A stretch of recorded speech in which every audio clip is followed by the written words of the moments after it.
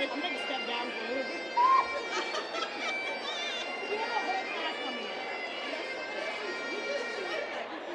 I know. You did. That was like the worst one.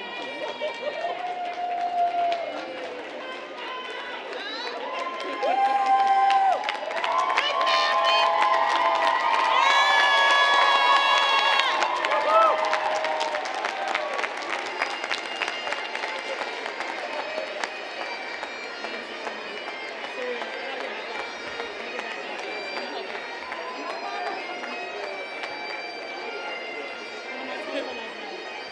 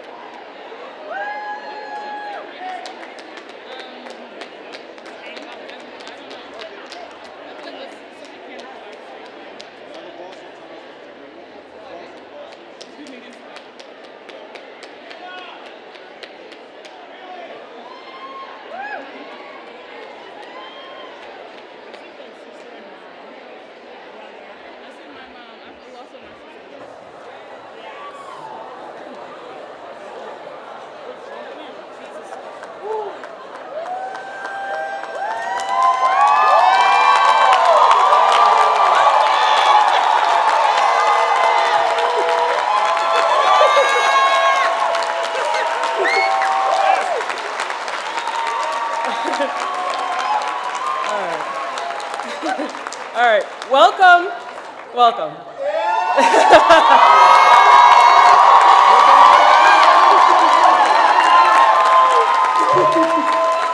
I love you guys.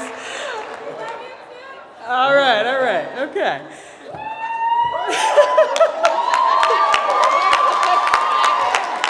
Okay, all right.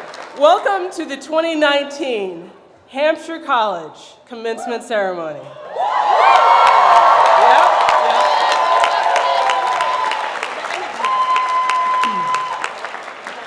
The assembly will now be in order.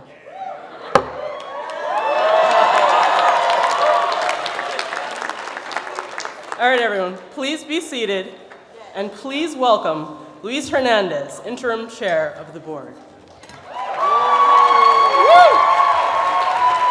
Hey, good morning, everybody. Good morning. There's so many people here, wonderful people. First of all, the grandparents. Can we have some grandparents stand up and wave to the kids up here? All my beautiful grandparents. Oh, my God. What a great bunch. Thank you. I'm going to ask then the parents, the brothers and sisters, your aunts and uncles who are here, the entire other family members, parents, stand up, please. Parents.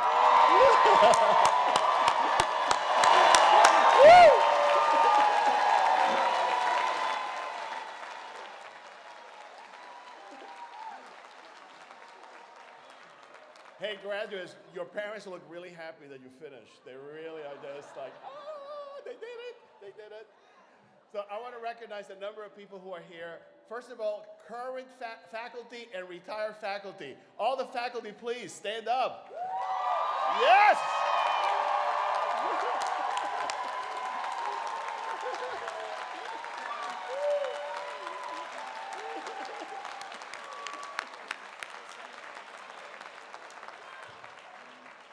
They're also very happy you finished all your Division 3s, so that's great.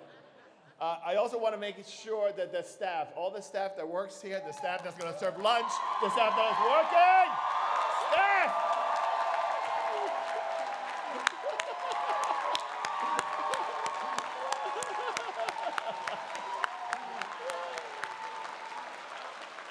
Thank you to them. Incredible crew. I also want to have our colleagues from the Board of Trustees for their passion and dedication. All the members of the Board of Trustees, please stand up so you can get recognized. Yes!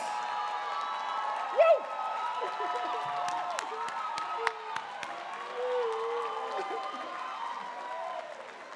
I think I got everybody. Is anybody looking for the Amherst graduation? That's next week. But most important is the graduating class. Everybody else, give these guys a round of applause, please. Whoa!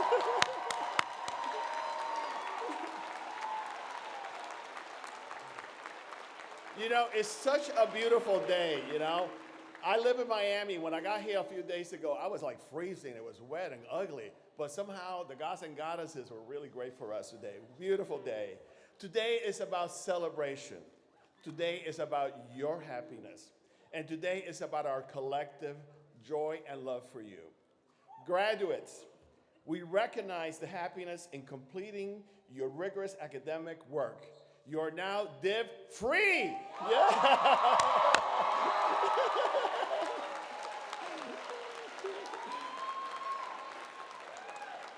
Graduates, we recognize the happiness in all the friendships that you have made here at Hampshire.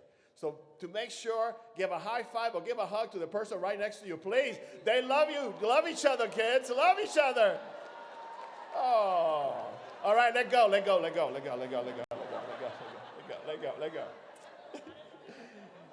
And graduates, we recognize your happiness and moving out to the world and creating possibilities for all of us. So world, is the world ready for you, graduates? Yes! I don't know about that, she says. I don't know about that. Now, graduates, for the rest of us, the families, the faculty, friends, those of you who support you, let me tell you about why we admire you, because your happiness is also our joy. We have the joy and pride in your academic success. Absolutely incredible Division III, so really fantastic. We share in the joy in having friends because friends is forever. And now we all share the mutual joy to be in the world together. So together we are on a journey for a better place and a better life. So class, graduating class, today is about your happiness and it's about our collective joy. Congratulations. Round of applause for you all. Thank you. Woo! So, I'm going to introduce you to Ken Rosenthal, who is our interim president, and he was at the beginning of this institution. Even before it opened the doors, Ken was here.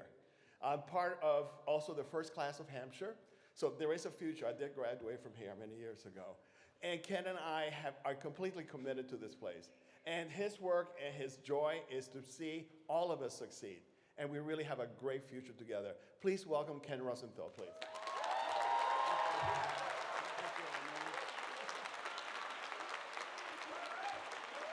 Thank you. Thank you, everybody. Thank you, Luis. Good morning. I am so pleased to be talking with you today. When I was asked to be your interim president last month, I wrote to you saying, I believe in Hampshire College. I believe in Hampshire's capacity to survive and succeed even in difficult times, and lately, the times have been difficult indeed. But I know we are all trying to do what is best for our college, and this morning, I salute you all for your efforts. Thank you.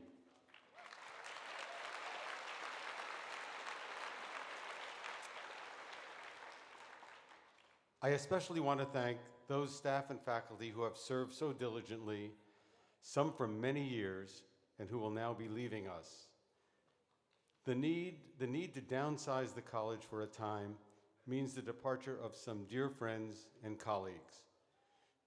To you, I say that to some extent we all share the pain of your going, and I thank you again for all you have given us. We will miss you.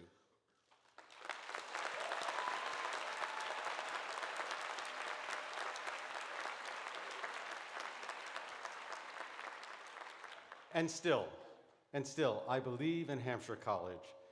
I have been a believer since that day in the summer of 1965, when the New York Times reported on its front page that 3 fine New England colleges and a great state university had created a new college in South Amherst, Hampshire College. The Times then said that the college had just one employee, Charles Longsworth.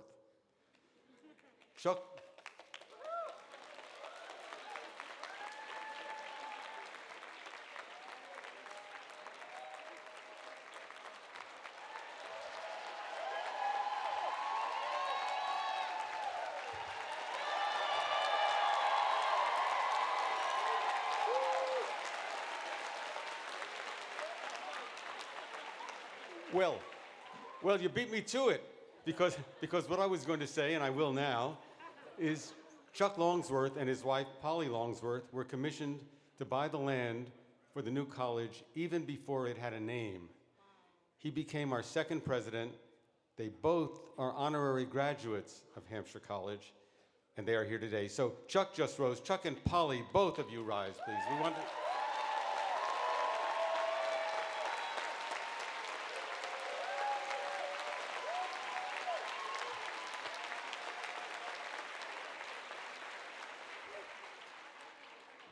The Making of a College, the seminal document co-authored by Chuck Longsworth, in which Hampshire College was planned, emphasized the importance of student-centered education.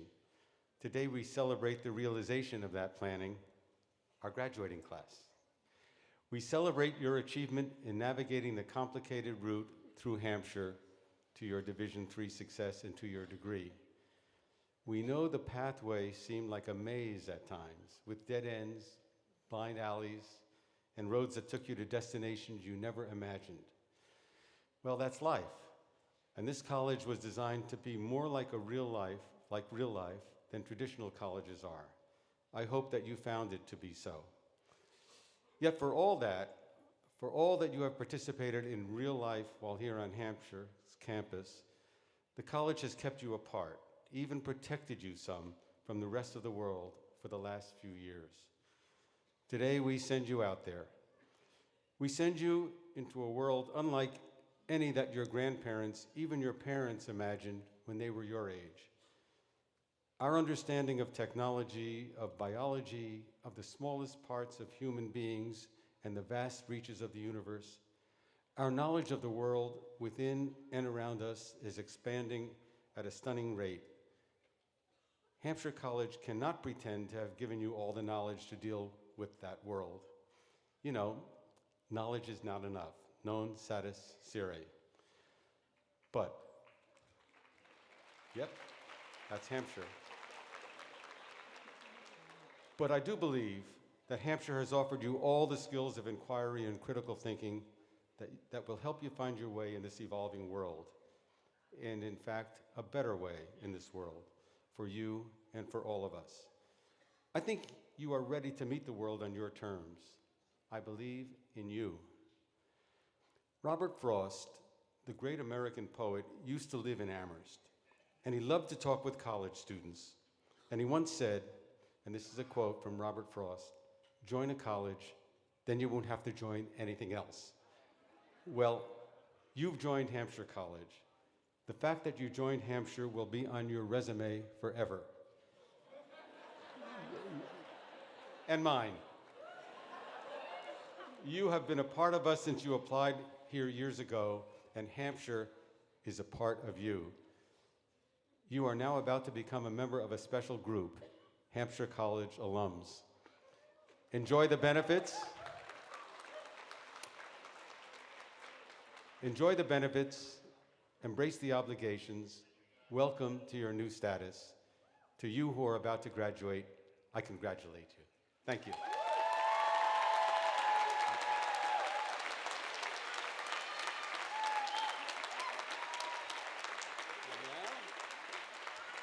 And now, Jennifer Hamilton.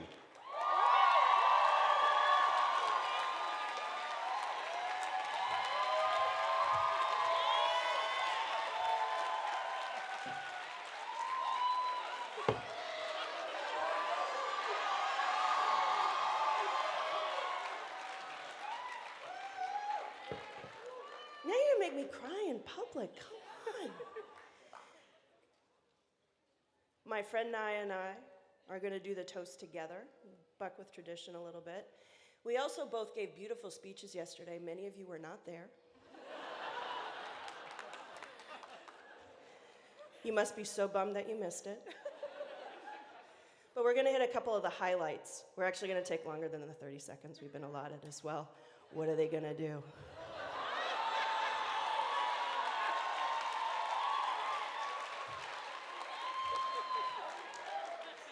So one of the things I said yesterday was to all of the parents and grandparents and guardians and trusted adults that have helped you get to this point, to come and gaze upon your graduate.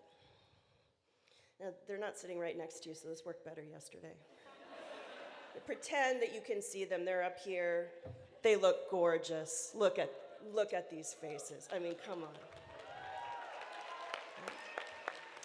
But what I said yesterday, and it's still true today, is that we are in the presence of greatness. These are an amazing, extraordinary group of young people who are going out into a world that they didn't create. They are heirs to problems they didn't create, but we need them to help us resolve these problems.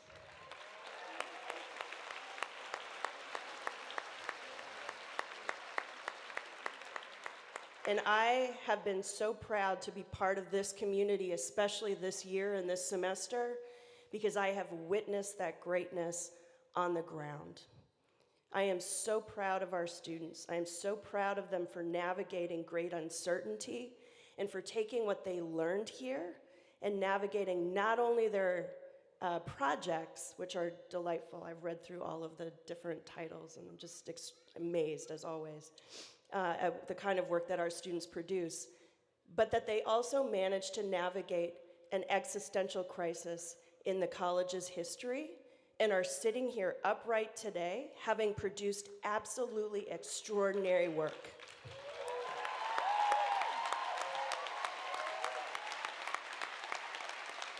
So now I'm going to fiddle with the bottle and let Naya take over for a second.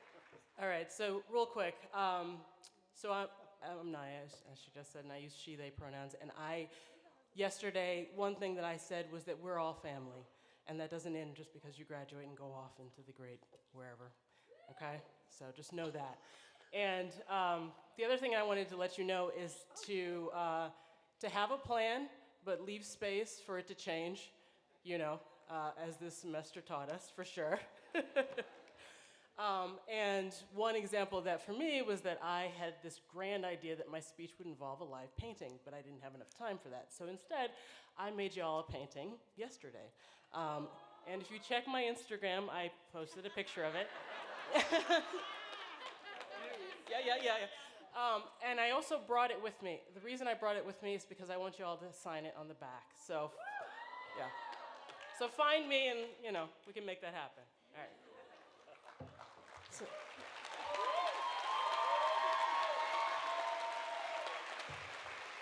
So we had a little trouble getting the foil off the champagne bottle, but Ken helped us. He came to our rescue yet again. And we're going to give him $1 for this.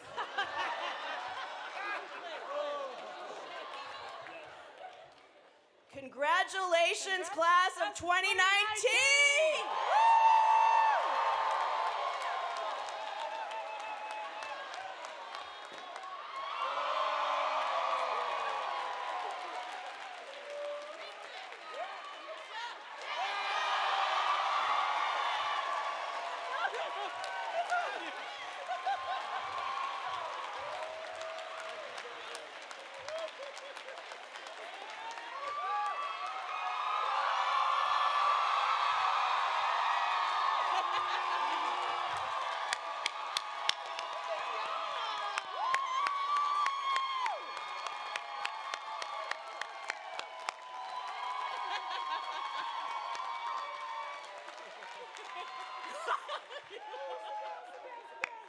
All right, you guys. Oh, Ma. Ma, you gotta get out the way.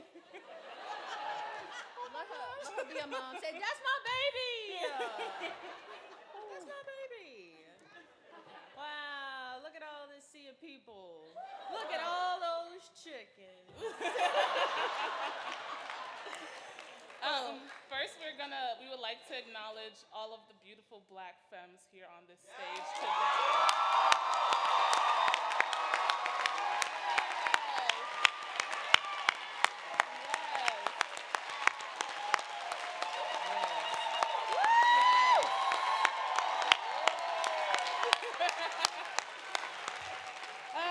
We are so honored that y'all allowed us to be your moderators. Oh, this is so good. Okay, so we're about to introduce someone really special. Oh, yes. And thank you so much, Jennifer Hamilton and Naya Gabriel. That was wonderful. Yeah. Thank you. Okay. All right. Oh, now we get to the good stuff. Not saying that everything else is but now we get the honor to introduce someone who is seriously dear to us. To y'all, too. Oh, yeah, and to y'all, I guess. This human being was the first person that who messaged me on Facebook when we had that We Got In 2015 page and was like, hey, oh my goodness, you're a Black woman, let's hang out. And the rest is history. Now we're right here. Yeah. This human, there's so many things that you could say about her. She's loving, she's caring, she will literally. Yeah. Yeah. That was beautiful. As y'all know, she can be, very funny, very loud, very charming. She has done so much with us, with this community here at Hampshire. Mm-hmm. I can't even name everything that she's been a part of in our 4 years in our journey here, because she has done so much. She's a dear friend to us. Yep. She's a dear friend to y'all. Oh, we're so happy to introduce her today. And honestly, so proud of her. What? If you guys did not see Audacious Love, you missed out on a Yes. good time. Yes. Because, Yes. oh. Yes. Huh. It was beautiful. Okay, you ready? Okay, and now, Cheyenne Palacio McCarthy.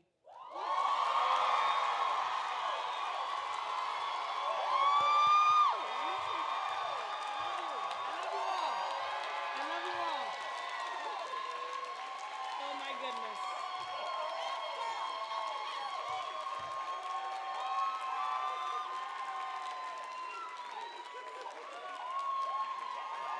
Whew. I love you too. Woo! Wow. Wow, wow, wow, wow. Whew. Can we just like all take a collective Hampshire breath? Just like on three, you know? 1, 2, 3. Whew. Man, we finally get to breathe again. Oh man, I am so humbled and blessed to stand amongst you today. Truly, truly. How do I start crying in the beginning of this? Okay. Whew. I'm gonna get it together. All right. I would first like to begin by thanking the graduating class of F15 for electing me to be your student speaker.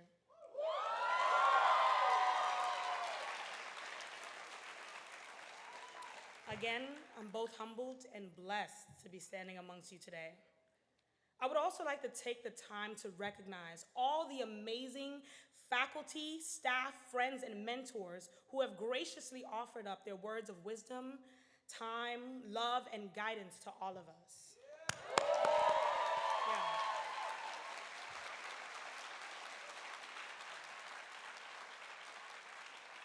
You all have been an integral part of our growth throughout some of the toughest and greatest seasons of these 4 years. And to my mother, you have been, whew, okay. You have been my secret place, a place where I can come broken, beaten, and battered without shame. Your continuous sacrifice is exemplary of unconditional love. Thank you for choosing me every day. I love you.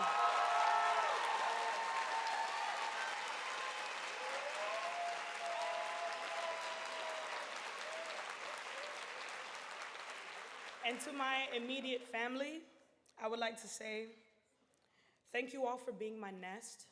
Thank you for being the places that I can call home and places where love is familiar. And to all of you, I say thank you for being my village, my people. Thank you so much.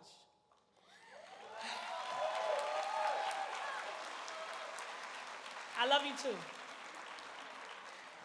All right, after I gotta get out this emotion, all right. Whew. I came to Hampshire based on a series of promises. The promise of a self-driven education, the promise of mentorship and advising that would help define and refine my ideas into action plans, the promise of an enlivened student body empowered to defy the status quo, the promise of a campus climate where folks are critically engaged in social issues, the promise of a place of intentional wandering, a place to decipher one's own voice amongst the many, a place to develop a deep sense of self, and discover how one's own skill set can be tailored to support the journey they go on, answering the questions deep within themselves. These promises did not come with a caveat saying, without hard work or without challenges. These promises required things of us. They required grit, discipline, diligence, fortitude, risk, daring greatly, a boldness. These promises have been met by Hampshire, and then some. Upon arriving at Hampshire, one of Hampshire's resounding mottos was and is, to know is not enough. I was so inspired by this sentiment because it's where both knowledge and action live. It's one of Hampshire's defining factors. To know knowledge beyond the stationary and to actively seek the change. One of the first questions I was asked to explore was how have I come to know what I think I know? The study of epistemology took me on an eventful journey within myself. It shifted the way I consumed information and what I consider knowledge. This is just one of the many beautiful shifts I've experienced throughout Hampshire. And I have no doubt that you've experienced this shift yourself. This statement, to know is not enough, it takes the most intimate parts of you and makes them relational. And that's where the hard work begins. Like, how could something in me be problematic? Like, you know? After completing my first year at Hampshire, I left with more questions than I had answers. I had a bandwidth of knowledge I had no idea what to do with, no idea what I wanted to do with it. When attending Hampshire's home event, which is the overnight multicultural events, yeah, y'all remember that? An alumni and friend, Kamisha Tate, turned to me and said, "You will love the person you leave Hampshire becoming." And I knew then that this was the place where I needed to be. Alum Ken Burns, class of F71, said it best in a 2017 interview. Hampshire's whole model is based on the risks that are necessary to graduate, from knowledge, the mere accumulation of knowledge, to synthesizing that knowledge into real understanding. I do not recognize the person who took the risk to go to Hampshire and the person who went through all the series of risks Hampshire asks you to take in pursuit of your own self-knowledge. I say all this because these promises that Hampshire has made, we have triumphed as a community, facing every challenge together. Yeah. Hampshire College does what many institutions fail to do. Hampshire stands in the gap of dark truth and critical hope, fostering change makers like yourselves. I think sometimes Hampshire forgets that its students will act upon these promises in real ways, holding it accountable. Yeah. You know, most people, they agree with the sentiment of a Hampshire bubble, but I'd like to push back on that a little bit. Because Hampshire understands that it is a site for change in the real world, while also many times demands more of others than it does itself. We saw this our first year at the community meeting / outpour. We as a student body were going to be heard. We understood that Hampshire is no different from other institutions, and we sought to hold it accountable just as we would the world. Hampshire students practice seeking the change they hope to see. And for that, I'm so grateful for. So grateful. That is where the love is, that you show up day in and day out, all of you. You show up sometimes by stepping back, and we've got comfortable with that. You gotta leave for a little bit, I'm uncomfortable, but it's okay, I'll see you soon. You know, this is one of the most active student bodies I have ever experienced in my entire life. Yeah. Community organizing is the foundation of this population. And over the past 4 years, the world has been watching, asking, who are those students setting fire to the status quo?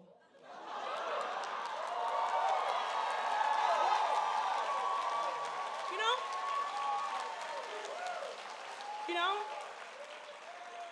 They're asking themselves, who are they that dare demand justice in the face of complacency? What? It's Hampshire College. It's Hampshire College. You know, I pray that you keep your Hampshire t-shirts. I pray that you put it on every day before you go out to work and remember your superpowers. Remember, you are not a cog in a machine. Let there be a watch party for all Hampshire College alum, because we will be the ones inciting the next wave of change in the coming generations. Yep.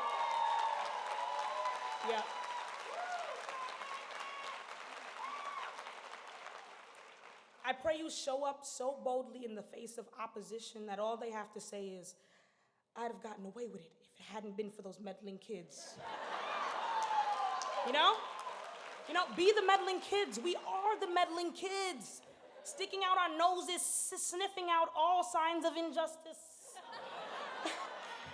You know, we as a student body protesting the layoffs of saga workers is who Hampshire is. Yep. Yep. You know, Hampshire is a hotbed of action because it has made itself a site of and for change. This is the beauty of it all. You are all some of the most tenacious, forthcoming, brilliant individuals, again, that I've ever met. As you continue to reflect on your Hampshire experience, know this. You are more than qualified. You will suffer because you know truths that are not self-evident. You will disrupt the systems you enter by making injustice uncomfortable. You will thrive in the most difficult of settings because you have spent 4 years being stretched to the corners of your comfort zones, tight-roping around the edges of your fears, rising to every challenge, being the challenge, at a small liberal arts school in Amherst, Mass, called Hampshire College. Hampshire College was birthed as an insurgence in higher ed. We were not made to fit the form or model of any other institution, having been radically imagined to incite a new paradigm shift in education. We as a community will never die, because from our inception, we have been fighting to exist, and exist in opposition to all traditional models, all those who will never forget what happened or happens here. Just take a moment and just raise your hand and just say, I commit Hampshire to my memory. I commit everyone present to my memory. And just look around, take in your neighbors, because believe it or not, we're gonna need each other outside. We're gonna need people who understand why we are sitting in silent and enraged in the rooms that we will enter. Someone who will relate. So, take Hampshire in, and take Hampshire with you in every mason jar you see, every gluten-free cookie,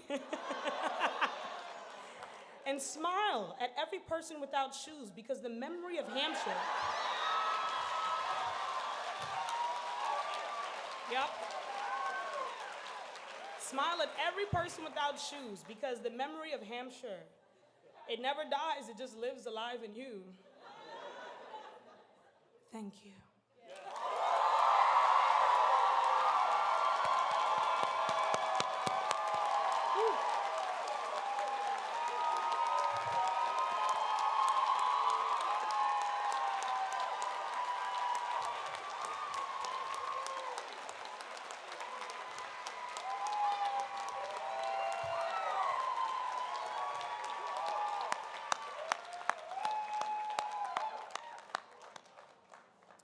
Wow, Cheyenne, you really know how to light a fire, yeah?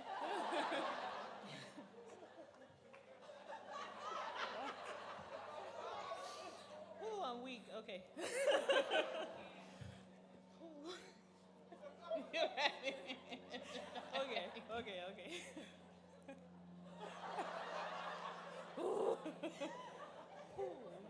It's one thing you need to know, that I don't care if anybody doesn't laugh at my jokes, I laugh at my jokes.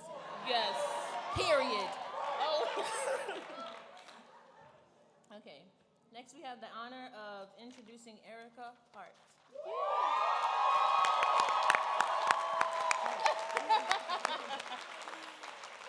You ready? Okay. Erica Hart, first uses she, they pronouns, is a Black queer femme art activist, writer, highly acclaimed speaker, cancer warrior, and award-winning sexuality educator with a master's of education in human sexuality from Wyoming University.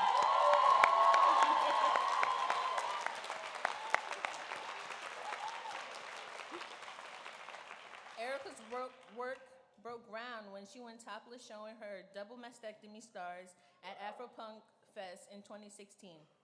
Since then, she has spoken at colleges and universities across the country, been featured in countless digital and print publications, including Essence, BuzzFeed, Huffington Post, Cosmopolitan, Refinery 29, and has a running PSA on Viceland. Erica's voice is rooting in leading-edge thought around human sexual expressions to the overall human health and its intersections with race, gender, chronic illness, and disability. Both radical and relatable, She continues to push well beyond the threshold of sex positivity. Erica Hart has taught sexuality education for elementary age youth to adults across New York City for the past 10 years. Her work in sexual education was catalyzed by her service as a Peace Corps HIV and AIDS volunteer in Ethiopia from 2008 and 2010.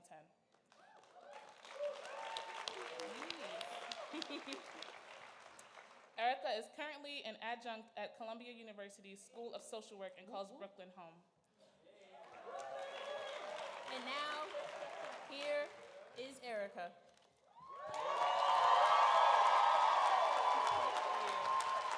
Thank you. Hi, everybody. Oh, thank you. Shoot. Don't stand now. Oh, man.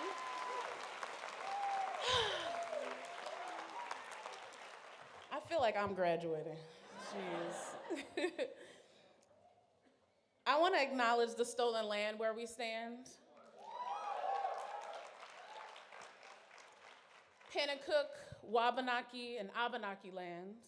And we don't just acknowledge stolen ground for the sake of acknowledging it.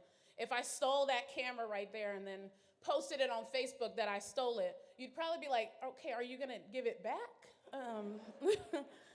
So we acknowledge it as a way to say that if Hampshire College wanted to build more schools or build more buildings, or if its sibling schools wanted to do the same, they would actually ask the folks who own the land first, if they could.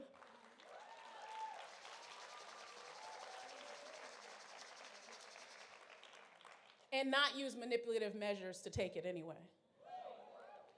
I also want to recognize the Black people who have been pushed out of Amherst, Massachusetts.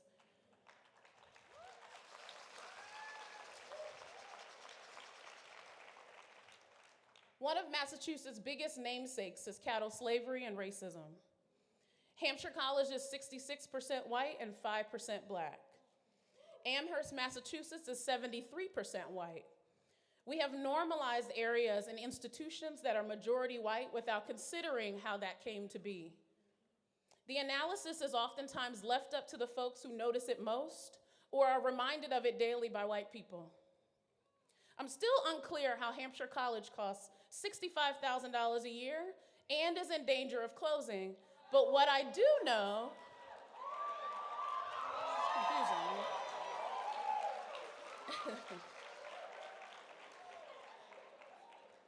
I'm not a student, I can go off. Are y'all ready?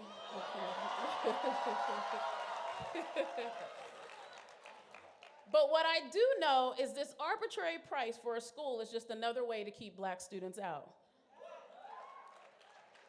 With that said, thank you and congratulations to the folks who have been paying that tuition for the past 4 years or more, the students.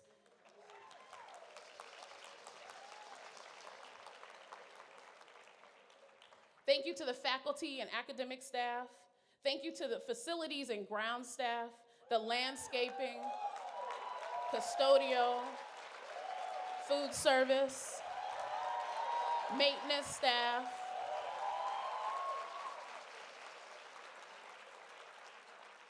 who aren't recognized enough, aren't paid enough, and when multi-million-dollar institutions face periods of austerity are often the first to lose their jobs.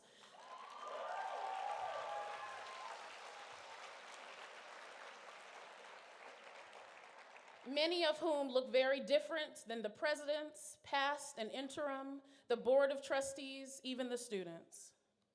The college would be inoperable without you, as you do thankless, critical labor that supports the folks' hard work at re-envisioning a brand new radical Hampshire that may not include your interests at all.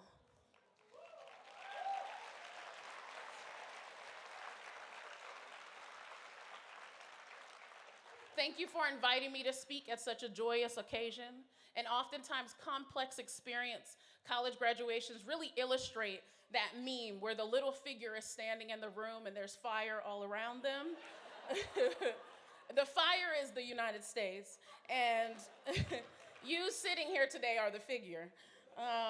This is a massive honor to affirm, hopefully echo what so many of you have been screaming for the past 4 or more years, and to leave you with some ease as you move to your next journey. Now, let's get a little familiar with each other. Make some noise if you are a procrastinator. Good.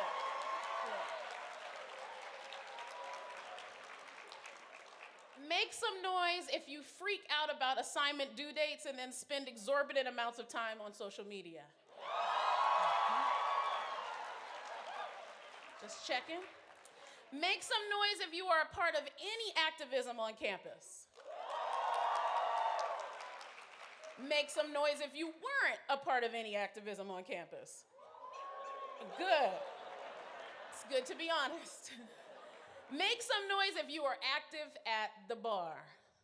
Oh, just me? Okay, all right. Just me, that's fine, that's fine.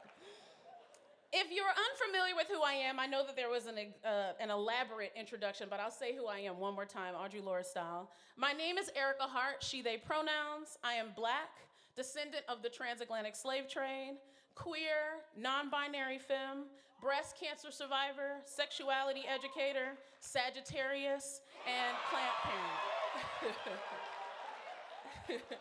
My moon is in Scorpio, my rising is in Aquarius. Explains the outfit.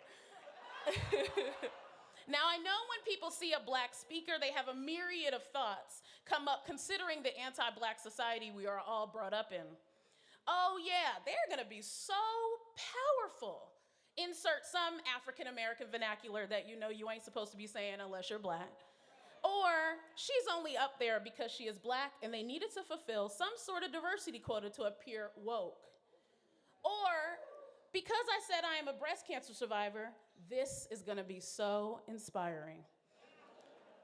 Well, I get that we have been all conditioned to hear Black pain porn as the gateway to Black excellence. That won't be this speech. And people living with chronic illnesses and disabilities do not solely exist to inspire you, so that will also not be this speech.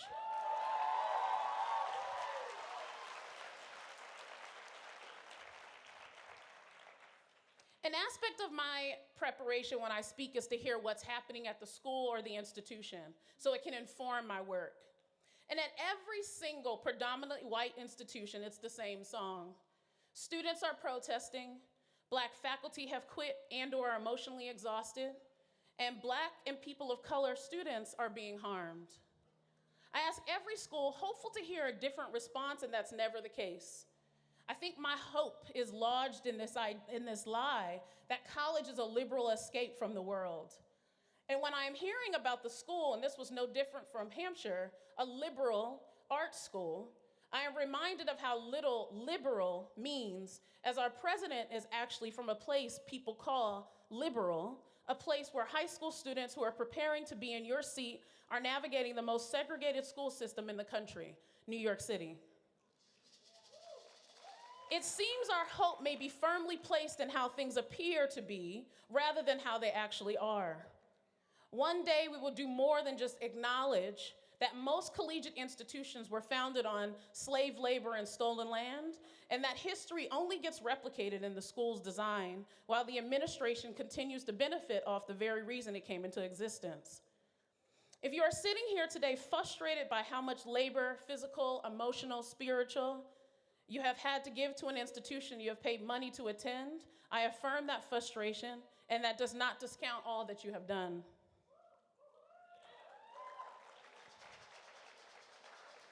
Also in my preparation, I considered sharing with all of you the detailed version of my 5-year college experience as a B-ish, C-cusp student, where I spent most of my time following my boyfriend around his college campus as I attended community college nearby, then partying and or sunbathing on the beaches of South Beach, Miami, exploring my body through the hands of someone else, hoping that now that I came out as queer, I would have a partner, because that would make it real, right?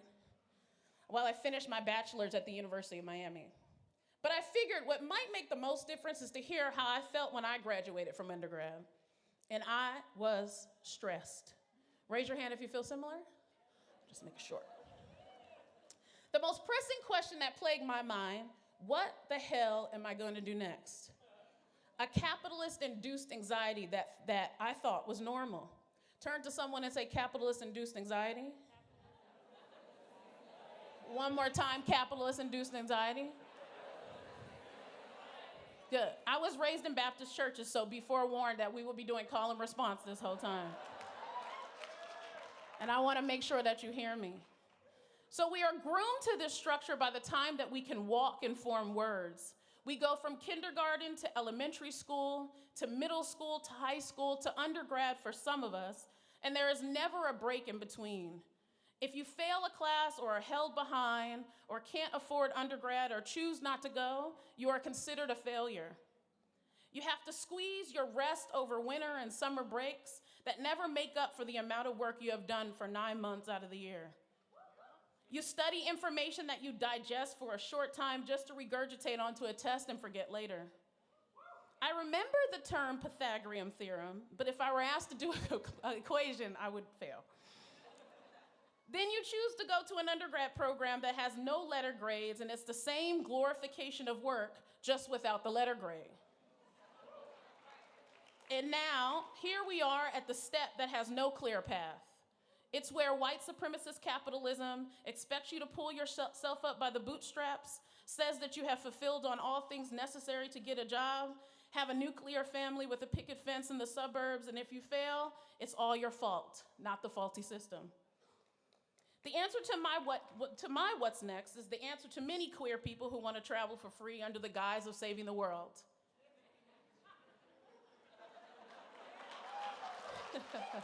I thought somebody would guess. The Peace Corps. The Peace Corps was a year-long application, a roadblock to taking to Facebook to announce what was next the day after the graduation high settled. I didn't time out my application, so I would be receiving an acceptance letter right after graduation. So I had 9 months left of waiting for a response.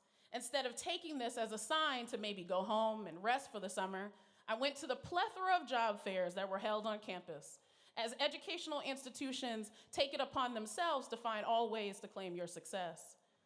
I came dressed in a suit, swiftly following the dress code guidelines. Your hair should be pulled back, skirts should not go below the knee. Suit jackets, I wanted it to be the other way. Suit jackets over button-down shirts, and light makeup. I didn't know at the time that professionalism is just an anti-black, anti-poor structure to justify and maintain employment racism. I had copies of my resume in a fancy leather folder that I bought from Staples the night before that likely still had the price tag sticker attached. A leather folder to hold papers. Why? But here I was, walking around frantic like all the other seniors, freaking out with the same question at heart. I handed my resume to every booth, but what I had my heart set on was working on a cruise ship. How cool would it be to travel for free and be on the water? I get to essentially be near my family in Puerto Rico. My major was psychology with a minor in theater, so the trepidation was also there, as the other question that follows, what's next, is this job really in my field? Absolutely not. But when I was offered to work on a cruise ship, I was ecstatic. When I found out it would be in Alaska and Canada, I was less excited. My first job out of college, I finally had something to show for my degree, sort of. When I arrived, I was greeted by my new boss, an Australian woman who loves soccer and gluten-free beers. She had been working on cruise ships for the past 4 years, so she knew her way around. I was gonna be working as an activity specialist in the teen fun zone. It never occurred to me that I had dressed up, bought that leather paper holder, all to be wearing a polo shirt, shorts, and sneakers with smelly, puberty-stricken teens. I was given a tour around the ship where my Australian boss told me that when I see the captain, I need to salute him. This was the first moment in a working environment where I told the boss, I won't be doing that. I called my dad later that night, and he reinforced that I just had to do what the boss said. Cruise ships operate on a hierarchy. Captain is the top, and restaurant servers are the bottom. The living quarters are organized in this way as well. Think Titanic. I was repulsed by this. I watched the captain eat filet mignon while the janitorial staff ate a completely different, less expensive meal. I have always been someone who spoke up and pushed back on what people presumed was just the way things should be. I think most Black people are conditioned to be activists non-consensually. I had also become very familiar with speaking up as a Black person and how that leaves you vulnerable and oftentimes at risk for losing a job or being kicked out of school. But if I wasn't screaming, "Don't forget to use condoms, teens," pretending to be Jack looking for a Black femme rose, or have meetings with my boss to interrupt the status quo of cruise ship life. Cruise ships have people working for them all over the world. They get away with paying people from the Philippines, for example, the living wage in the Philippines, as opposed to the US, because when you work on the water, it's considered international waters. So I was getting paid more than my Brazilian colleagues doing the same job. When I confronted my boss about this, she hit me with the same apathetic thoughts. That's just the way it is. I continued to speak out anyway. I went on a hiking trip with another colleague on one of my days off. She was a white person from South Africa. And on the trip back, I asked her what it was like living in apartheid South Africa.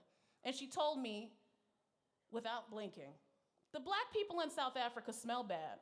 It's not like the Black people in the US." She asked me what was wrong after I looked at her for about 5 minutes in utter shock. Needless to say, we never spoke again.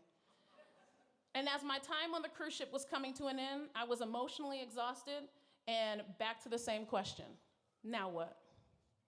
I had 3 months left before I heard back from the Peace Corps, and I couldn't just go home and rest. I needed to do what? Find a job. Yep. I came to Maryland and began applying to jobs everywhere. But this time, I just used the internet. I left the leather folder at home. When I accepted a job as a hostess at P.F. Chang's, I thought this should be a fairly easy job and perhaps a break from racism, and I was sadly mistaken. During my first week, a server came up to the host stand and said, "Black people never tip." It was almost as if this white person forgot that I was Black. I told the manager, and they did nothing but send an email that watered down this harmful rhetoric and said, "We will not tolerate hatred here." After all, what server do you know reads emails? When I was from work, I get servers read emails, so I'm talking about an email from work, yeah. When I was accepted to the Peace Corps, I thought for sure living in Ethiopia as an HIV/AIDS volunteer from the United States, where I assumed I would be greeted with open arms in a place where my ancestors were stolen from, would certainly be free from systems of oppression. Until, of course, you figure out that the Peace Corps isn't helping anyone. It's a sneaky way for the US to further colonize countries. After proposing workshops on safety precautions for queer volunteers in a country where being queer is illegal, and a workshop on being Black in the Peace Corps, a community-wide theater project on HIV/AIDS awareness, I traveled illegally to the part of the country that was off limits, like every single Peace Corps volunteer did before me. And it just so happened the Peace Corps office found out about it, investigated the rumor, and made sure I was kicked out with 6 months left in my service. You see, when people talk about privilege, they sometimes leave out that breaking the rules and getting away with it is also a privilege.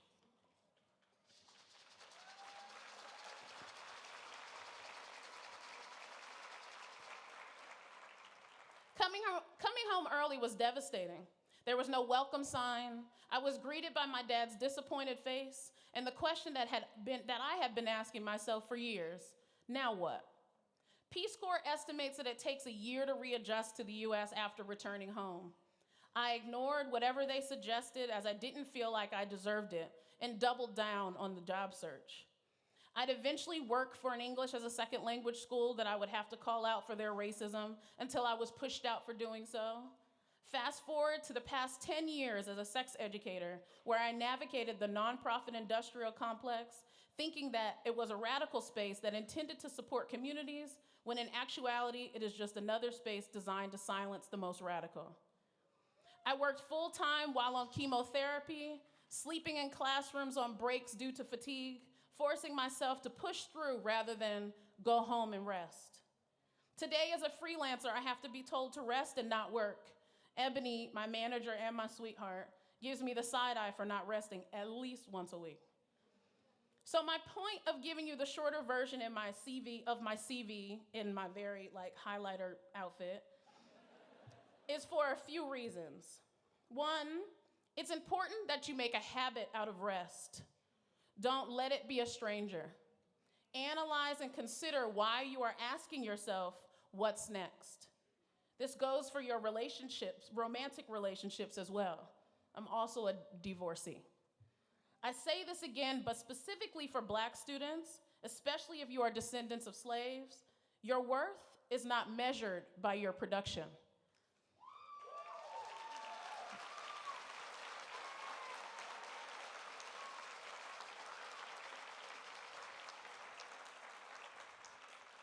White and white passing students, because yes, it looks different. How are you using your privilege to advocate for communities of color? This work doesn't end at Hampshire College. Do not leave that labor to fall on Black people.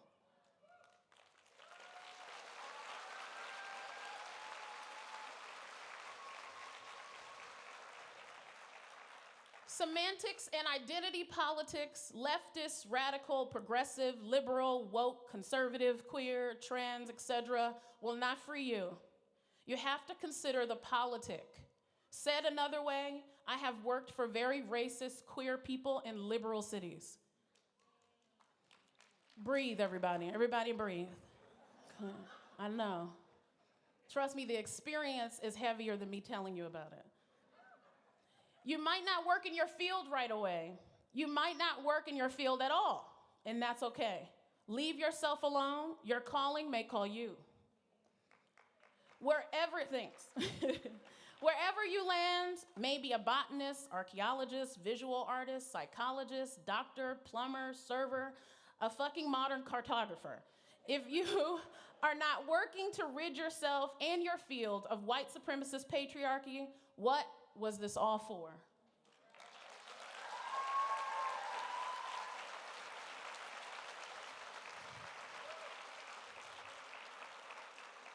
And this is for the entire room. Repeat after me.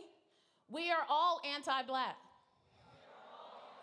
That wasn't the whole room. I felt resistance in the back. I can see you. We are all anti-Black. Turn to your neighbor and say, how are you undoing yours? Everybody repeat after me as loud as Amherst, Massachusetts, all the way to Boston, all the way to New York City, all the way to Oakland, all the way to Ethiopia. I can hear you. We got work to do? One more time, we got work to do? And the work never ends. Thank you and congratulations.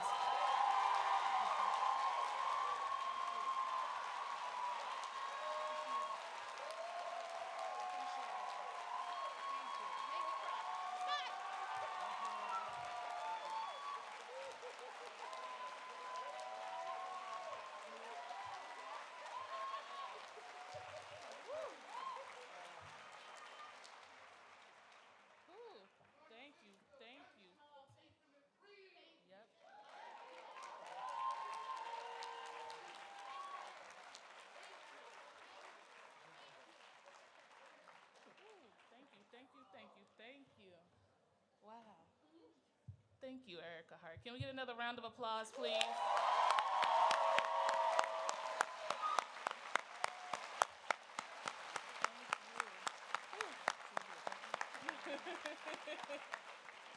That's good. How y'all doing? Y'all good? Okay. You gonna breathe again? Y'all good? All right. Okay. Are you good? Okay. All right, y'all. Next, we're gonna introduce alumni Jonathan Wright. Jonathan Wright, an early graduate of Hampshire College, is the founder and senior advisor of Wright Builders, Inc., and has been involved with sustainable building practices for over 40 years. He values the opportunities to participate in the Kern as a construction project, a milestone for the institution, and a game changer for the region in higher education, as a privilege of life in his time. His role, his His role in the project and the Hereby Hitchcock Center for the Environment involved planning, strategy, encouragement, and team building. Along the way, the Living Building Challenge was inspired by his book, Living Building Makers, Creating Buildings That Renew Our World in 2019. The challenge is just that, and with that comes the knowledge to live and thrive in new ways. Now we will have our speaker, Jonathan Wright.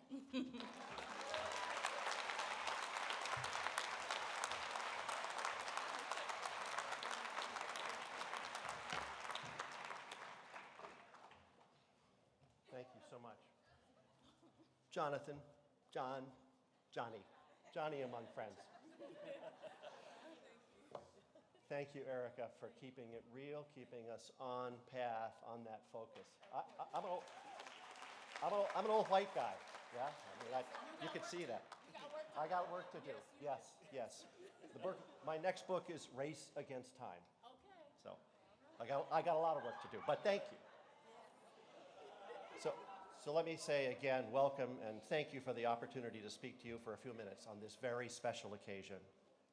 I bring you my own heartfelt welcome and greetings, and those of more than 10,000 alums from 45 classes.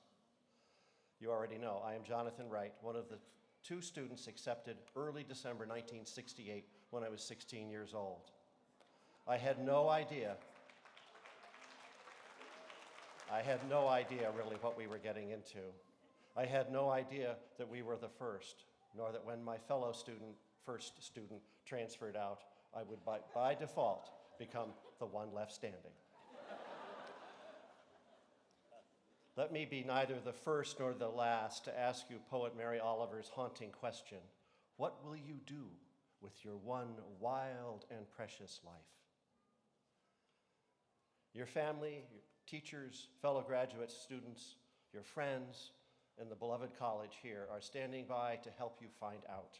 We are with you. As Hampshire graduates, you will find vital networks of alumni waiting for you, eager to share your lives and your progress. When I see my friends from earlier days at Hampshire, and this does include Luis, he's about 6 months younger than me, but it's okay. But from earlier days, the first news I have to break to them is that we were really not so unique after all. There was a lot of fuss about us back then. I'd say get over it, my friends. If you want to know the new special, check out the Hampshire graduates and students of today. You. I know a few of you, and many more by legend and repute. Your work is amazing and inspired. It was hard to do, yes, but full of imagination, research, sparkle, and purpose. In the early months of the construction of the R.W. Kern Center, which my firm built, I began to fall into the trap of answering the most common question. So, what is the hardest part of the Living Building Challenge? Then I began answering back. I will only answer you if I can tell you first what is most beautiful. You see, we get so easily defined by obstacles. They're everywhere. Do a pretty good inventory of them, and we have a hard time getting out of bed in the morning. On that steep uphill climb, why not celebrate our gait, the crisp morning air, the traffic hum now in the distance? Ask the good to carry us.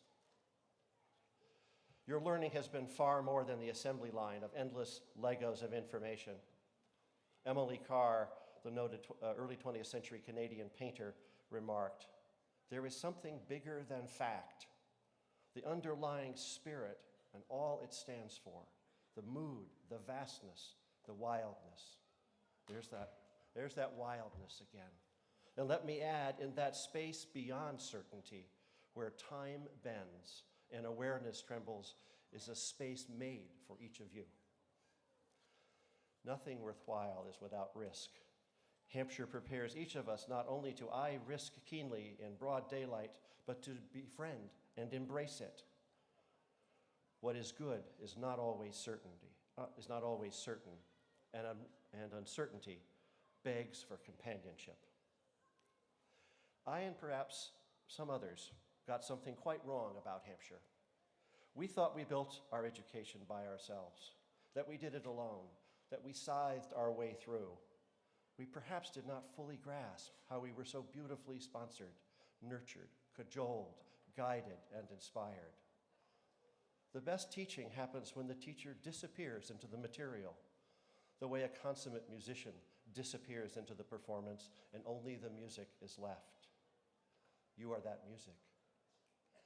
We did not see our institution for the strength it had and gave to us. Now we know better. We did not do it alone. Indeed, now more than ever, when we see our college bending at the knees from strain, we are all responding quickly and with determination. I am deeply moved by the pulling together, the focus, and the generosity that is emerging. When the knees bend under strain, they may be buckling, preparing to crumble and fall. Or they may be pausing, reaching down to the recesses of their nature, gathering new energy, and preparing to leap up.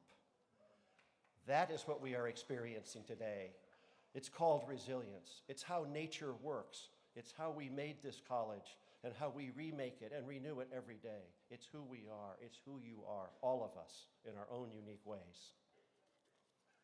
This weekend, we have a dollar-for-dollar match from a generous alum, started at $250,000, was raised to $350,000, and the total, an hour ago, raised is $872,000.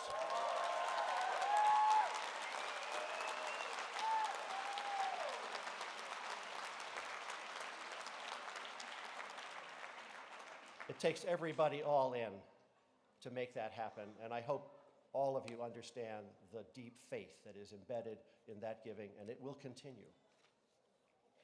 I want to share a quick story with you, if I might. In the late 1970s, not long after my accidental career as a builder and woodworker, instead of being a poet full-time, a Northampton business owner asked me to make some hardwood built-ins for their new office, and I said yes. Okay, could I make them some drawings? I said yes. Well, the catch was that I didn't know how to draw yet. I rounded up some pencils, some erasers, and a parallel rule. I asked a distinguished English-born furniture maker friend of mine what I should do, and he gave me a big fat roll of drawings. And he said, "We'll do something like this, Jonathan." And so I did. It was a long weekend, a hot one with no air conditioning and my sweaty forearms puckering up the vellum.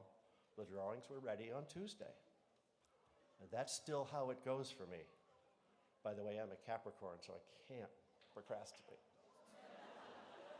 I really would like to. I think I'm going to evolve there one of these days. But that's still how it goes for me. Peel back the wrapping, pry open the door. Net zero energy buildings are great. How do we make buildings that are regenerative for their communities and carbon negative? That's even better. We need to learn how to do that.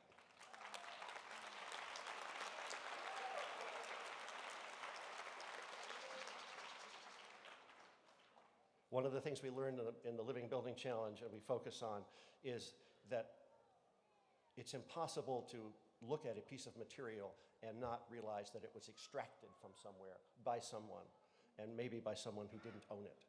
So encountering the social consequences of the construction work that we do is very moving, and it is fraught, indeed. But behind each milestone is a rusty lock combination for the new truths that still lie ahead, and so it will be with each of you. What you have learned at your time in Hampshire and what you will learn, share, and explore in the months and years ahead, and how you live your lives will continue to provide irrefutable witness to Hampshire's unique values. Now, more than ever, Hampshire has purpose and essential meaning that must advance and thrive. Everyone can help. Let me close with the words of Wallace Stevens. In addition to being one of my favorite American poets, he was also a successful insurance executive who presumably knew something about risk. He said, "After the final no, there becomes a yes, and on that, the future of the world depends." And so I say to you, seek that yes, live inside it and all around it, and shout it out. Congratulations and welcome to the world of Hampshire alums, and thank you so much.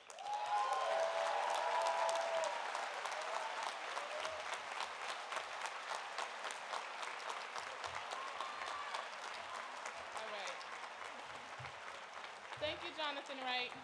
Whew. Have y'all seen Homecoming by Beyonce? Okay. Okay, just checking. For those that haven't, you guys see it. But do you know what time it is? Do y'all know what time it is? It's time. It's time for them diplomas. It's time to graduate. It's time. It's time to graduate. Okay. All right. Oh, well, Right. they're Fix getting ready. yourself, fix your stoles. Make sure Fix you got your everything. cords. I know mine is all over the place right now. Your makeup good. You got your lipstick on. Foundation good. Touch it up, fix your Touch hair. it up. do Make sure you got a something. little mirror. Your friends need to tell you. Okay. All right. Everyone good? Everyone ready? You ready? Ma, you ready? She ready. She ready. Okay. Okay, here's how it's gonna go. You're gonna stand up. Hold on, not yet. Not yet. Not yet, not yet. Oh, they have them standing up. Never mind, not yet. But the last person, the first person in the row is gonna follow the last person of the previous row. Okay? Everyone, you got your name cards? Oh, say it again. The last person of that row, sorry, the first person of the next row follows the last person of the previous row. And make sure you give them your card so they can say your name correctly. Or try to. Y'all ready?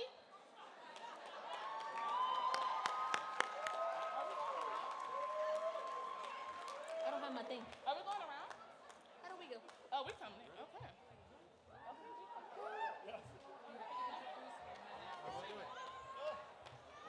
And now I want to introduce somebody who needs no introduction, our Vice President of Academic Affairs and Dean of Faculty, Ava Rushman.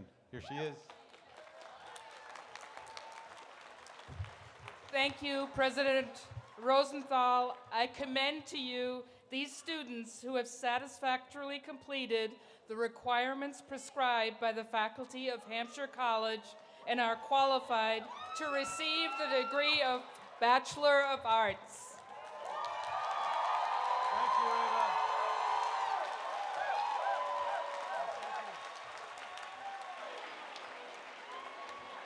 How do you?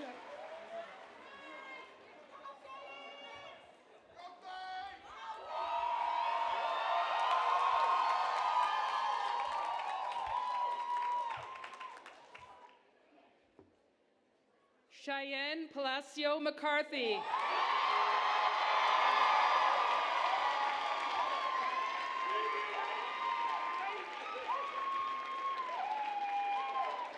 Faith Glenn.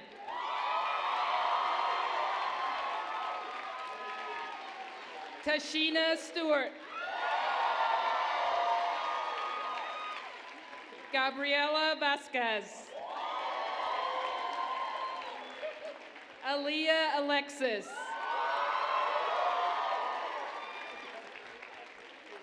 Nadia Milad Isa.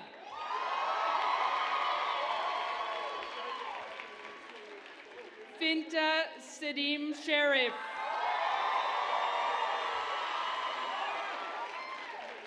Sarita Shera.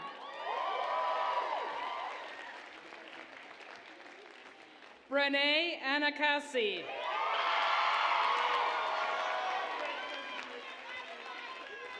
Baratinio.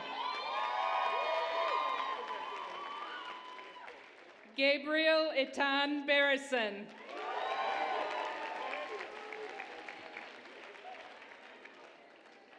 Sinui Herrera Vargas.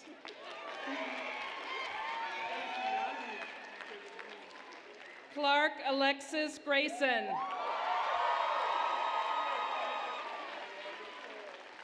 Tara Brazier. Matt Spring. Chavi Kumar. Megan Muller. Olivia Caruso. Matthew Waters.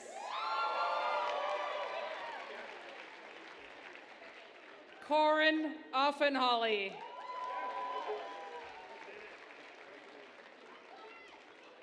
Tyler Henderson Neal. Walden Avery. Jamie Pettit. Isabella Villanueva. Amira Mahdi. Jake Steves. Carolina Janchevska. Olivia Elise Johnson. Tafaki Moore. Harry Levinson.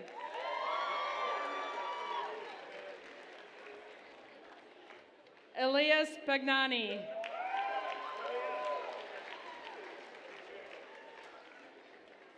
Tyler Giacobbe.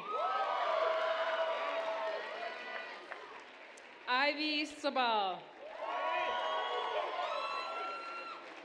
Jay Tilden.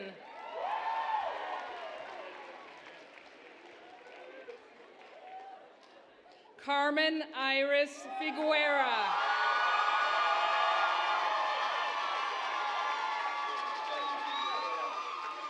Marilena Rosa Gabriel. Alana Rose Young Morrison.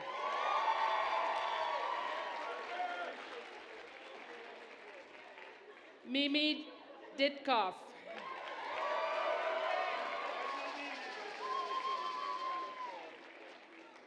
Camila O'Brien.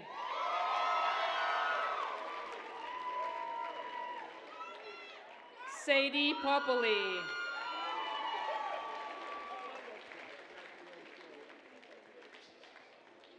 Lily Merrill.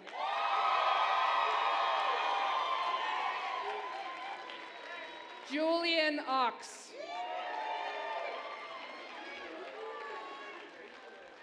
Dewan Randall Hardy.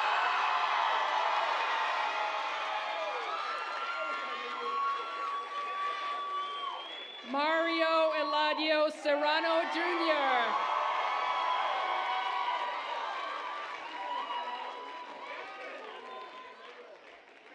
Marlon Becerra.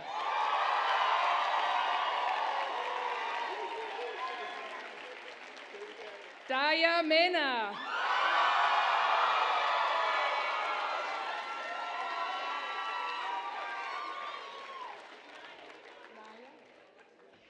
Naya Bingi Johnson.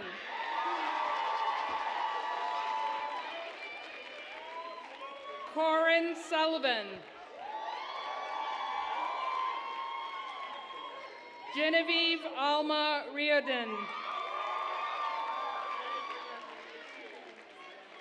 Sarahi Silva.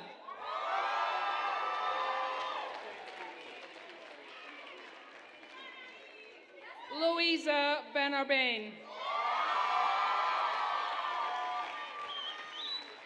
Zainab Shafi.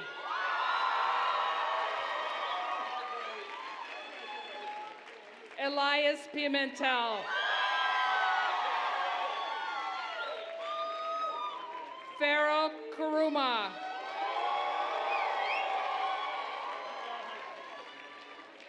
Christopher Lawrence McCarthy.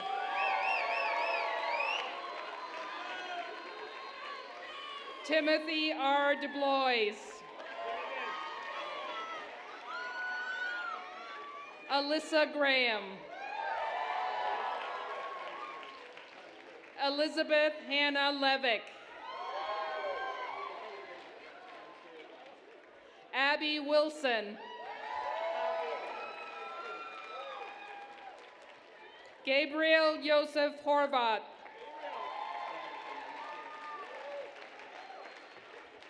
Quinn K. Davis. Nora Trampy. Timothy Daniel Shea Jr.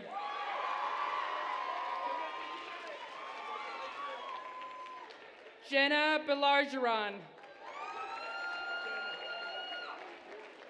Lucas Kernke. Andrew Gordon.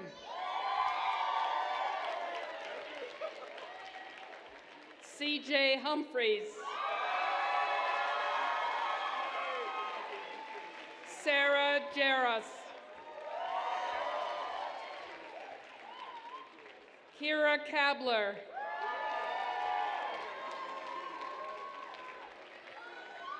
Carrie Jones Faina.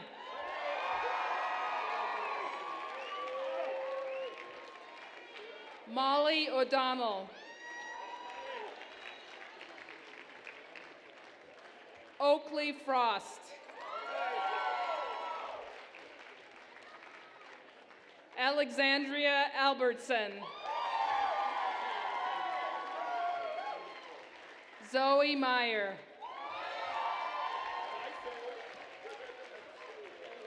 Annalisa Hillenberg. Maximus Steers. Jaden Diamond. Carolina Ware. Elijah Chamelli. Sarah Rose Sanders.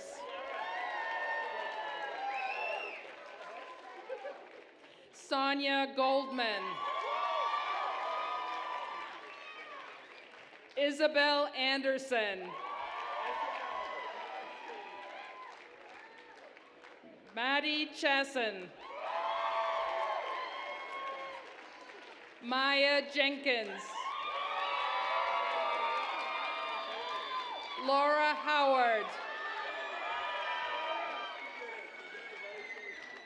Fiona Pearl.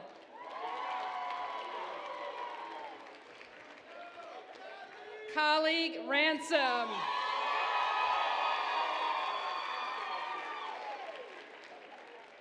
Carlos Steinkamp Calandria. Camilo Gonzalez Wool. Theo Schiller. Lucy Rosenfeld.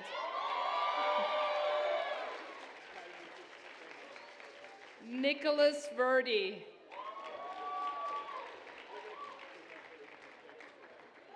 Teresa Giuliani.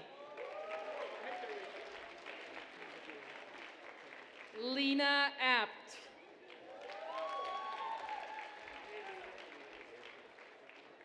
Alden Evelyn Markle. Natalie Mae Wong. Joe Newland.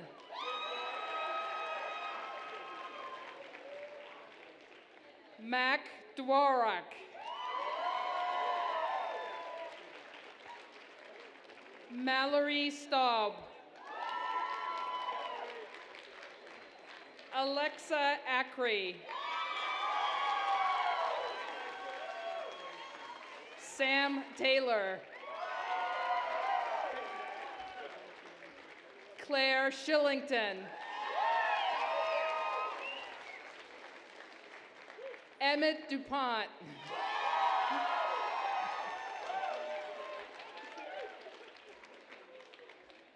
Blythe P. Newton Haynes. David Hogan.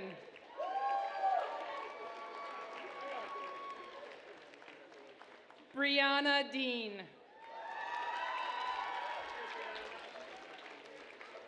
Ella Josephine Lynch. Brianna Diamond Irving. TJ Carey. Miranda Victoria Harrison. Tajuddin Riley.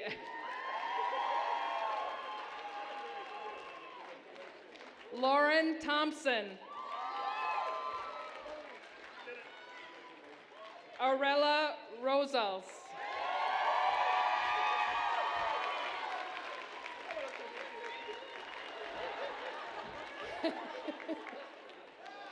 Mikael Logan Werman de Leon. Emily Cole.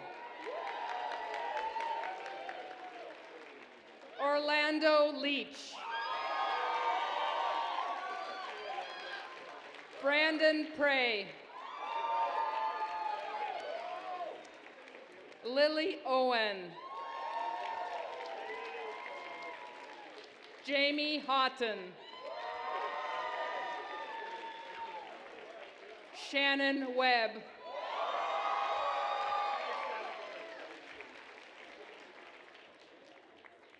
Aaron Gould Cavett. Emily Lindsay Cutler Gear.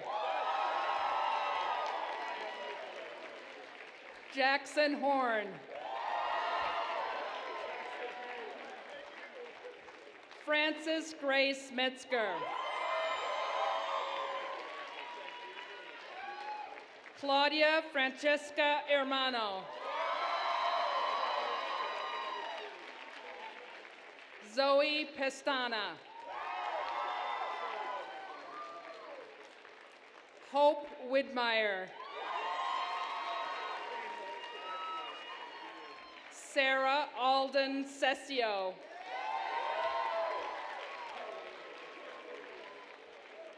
Lulu Klein.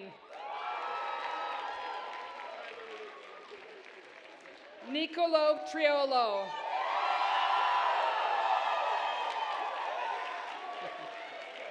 Emily Murphy. Rosalie Thomas.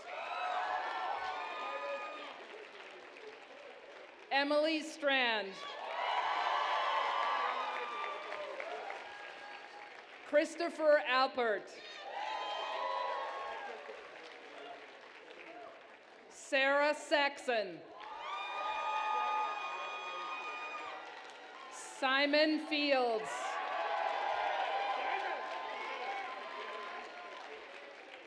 Chloe Omelchuk. Alana Kilcoyne. Laura Elaine Jolicoeur.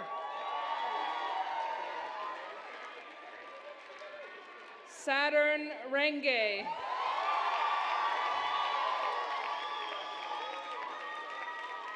Jende Cohen.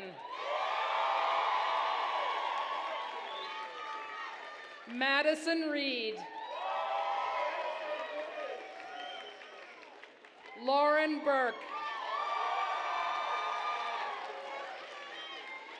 Andrew Davis. Eric Peter Silbernagle. Aaron Sternfels.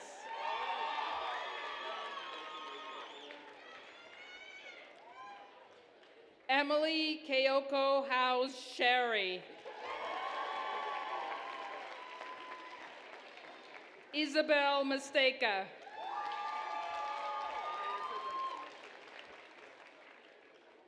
Avalon Mercado.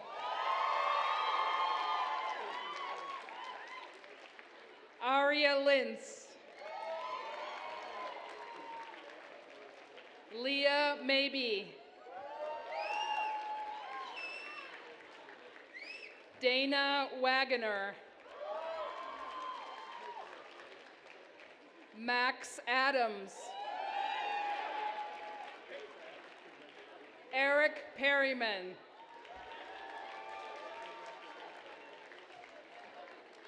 Yasmin Sitara Weil Poufard.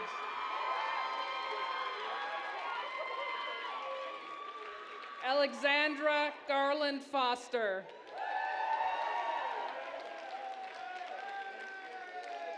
Eddie Ongveso.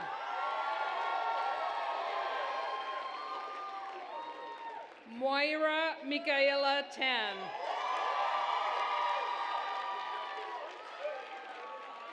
Charlie Haley.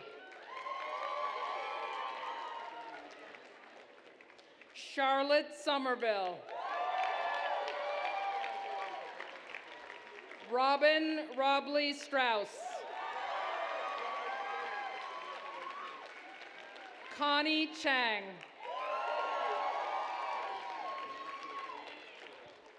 Gabe Sklan.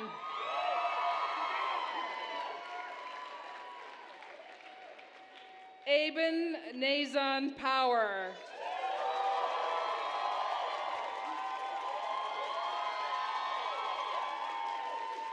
Sophie Abraham. Faisha Buddha.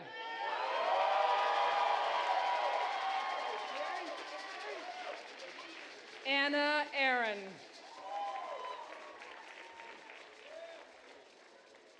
Monroe Wyburn.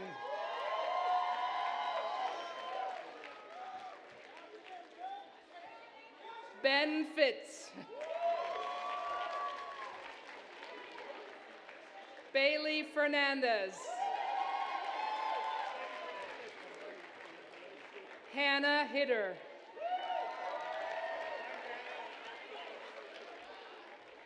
Sebastian Ward.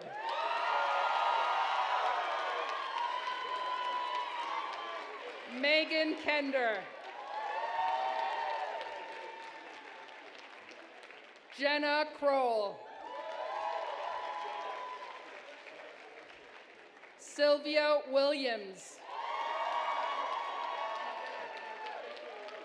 Stella Silbert. Corey Canavino.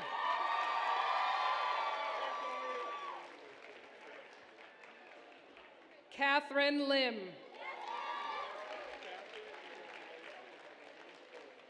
David Blumenstiel. Paul Couland.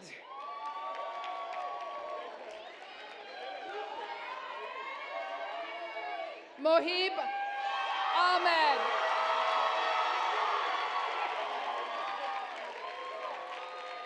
Joe Hunsuk. Santos Jr. Rios III.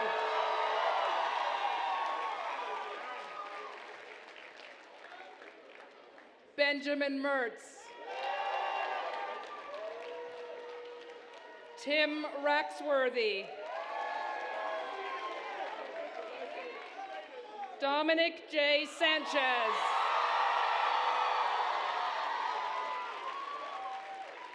Alonzo Perez.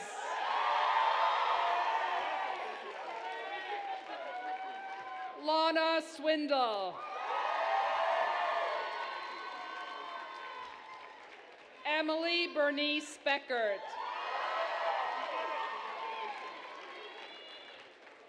Darian Marley Kenny.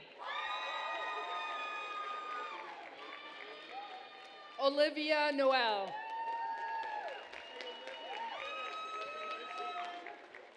Jason Ahuya. April Nugent.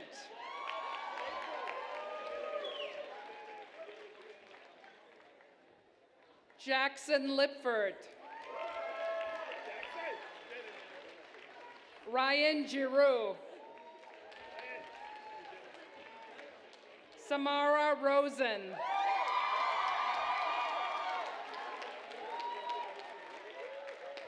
Zeke Zeff. Aiden Buchanan.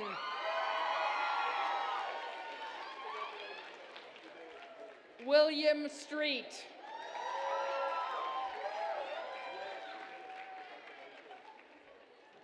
Ariel Kane Ezrick.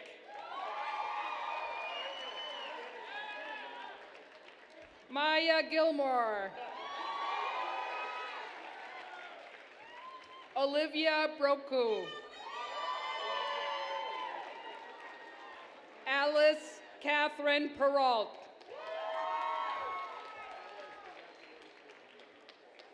Hannah Davidson.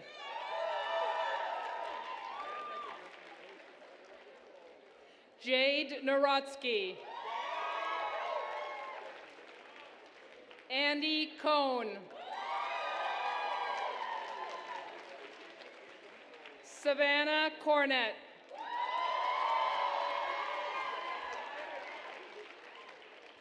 Elijah Melendez.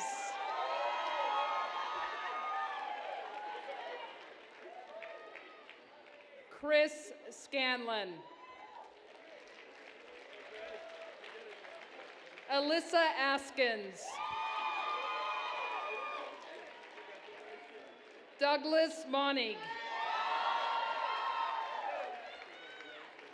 Michaela Godding.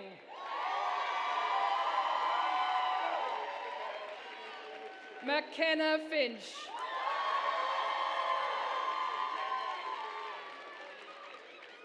Mari Francis Somas Jaklowski.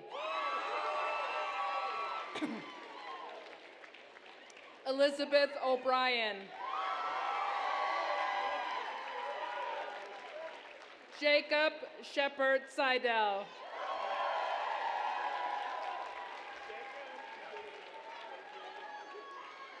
Kate Poppets.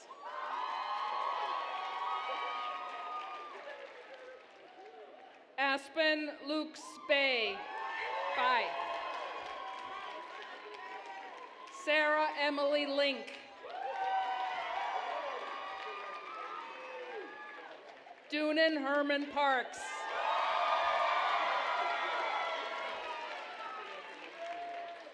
Chenyi Dundup.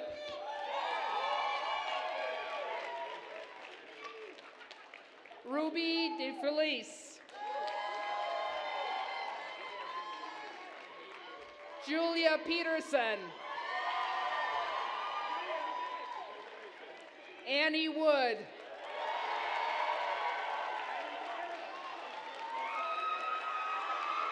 Ezekiel Baskin.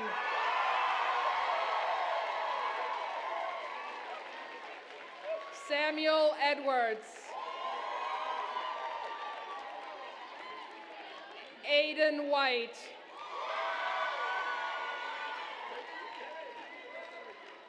Ariana Marie Acevedo. Delpha Cordelia Hansen.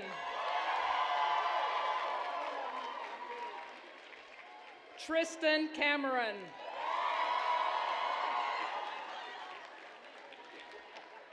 Leela Francisca Yara Colon.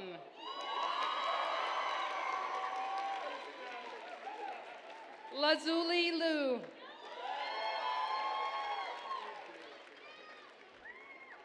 Bijan Pakdel.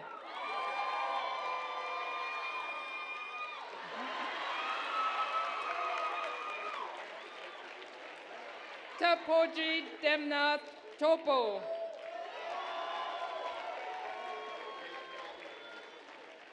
Nirman Dave. Cindy Fang.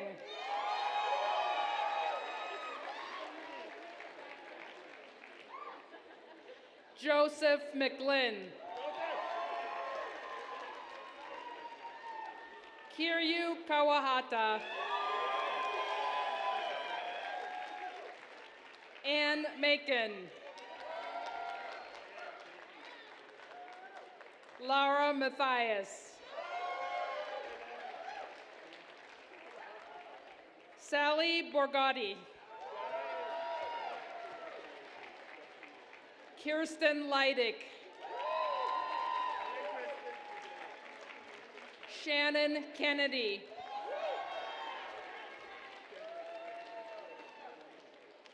Killian Dobroth. Leo Naiman.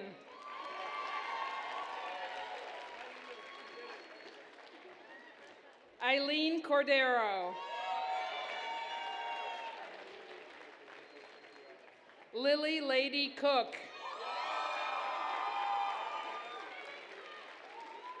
Zoe Bunch.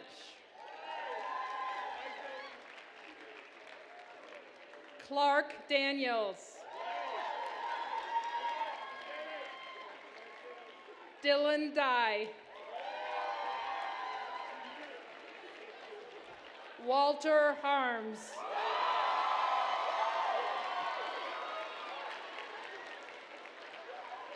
Fiona Scanlon Black. Kobe Leff.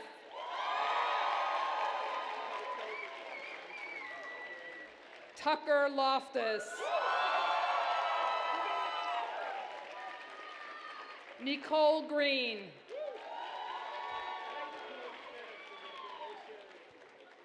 Courtney McKenzie. Isaac Berg. Jiahu Zhao.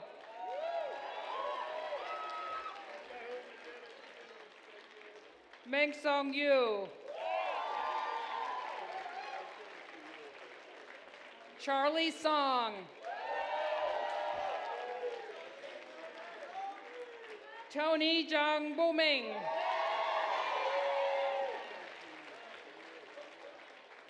Fei Zhu.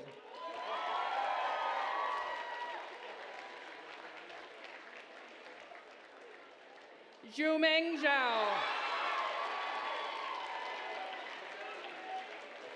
Yiran Wei. Maria Jose Lopez.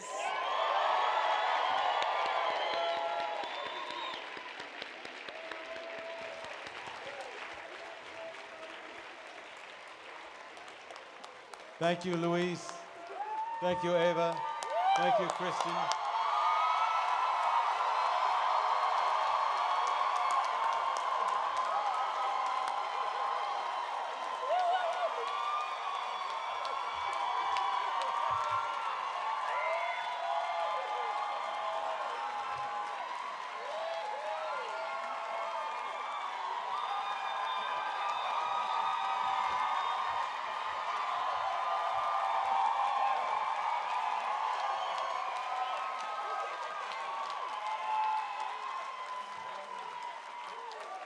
Will everyone please be seated, except the folks who just got their diplomas, because we have one more thing to do. So please rise, those of you who just received your diplomas. And by virtue of the authority vested in me by the Board of Trustees of Hampshire College, it is my pleasure to confer upon each of you the degree of Bachelor of Arts with all the rights and responsibilities which pertain. Congratulations again.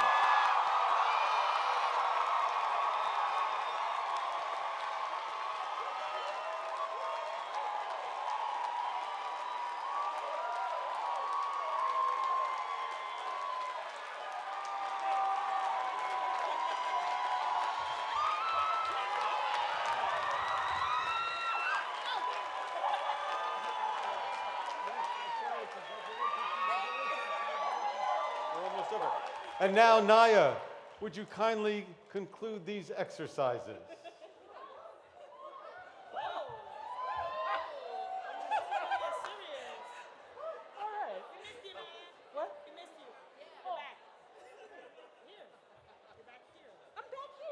Yes. All right. Three times? 4 times? 10 times? Just 2019 times? There we go. All right. Okay. Wow, y'all beautiful. Seriously, that is a beautiful sight. Yes, we are. All right. Okay. Okay. All right. Where am I at? Okay. The commencement exercises this 18th day of May 2019 are concluded.